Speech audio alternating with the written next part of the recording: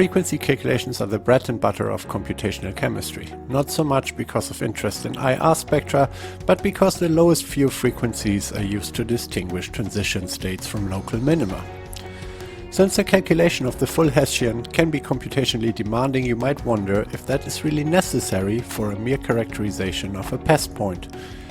The answer to this is no. One does not need to compute the full Hessian, and yes, one can save a lot of time and still get the correct pass point classification. Since AMS 2019, it's possible to request a pass point characterization that will invoke a procedure optimized for finding a small number of low-lying eigenvalues with as little single-point calculations as possible. Let's have a look at how it works. Here I have the transition state of a Ziegler-Natta reaction optimized at the DFT level of theory. I took this off our extensive tutorial on transition state search, statistical thermal analysis and kinetics, for which I put a link in the video description.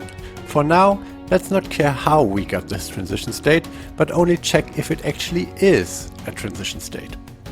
For a full frequency calculation, we can just select the task to be single point and check the frequencies box right below it. At this level of theory, dispersion-corrected GGA functional with a double zeta basis and 31 atoms, this calculation takes around 1.5 hours on my 4-core desktop computer. A look into the computed frequencies confirms that we have indeed found a transition state.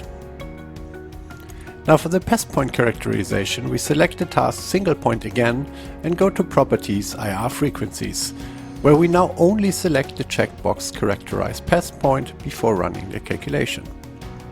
Again, we find a single imaginary frequency to confirm our transition state.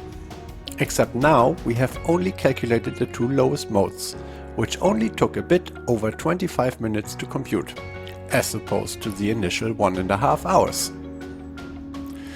So that's it for today. As usual, I will put a link to a step-by-step tutorial and background information into the video description, and I'm happy to answer comments below the video.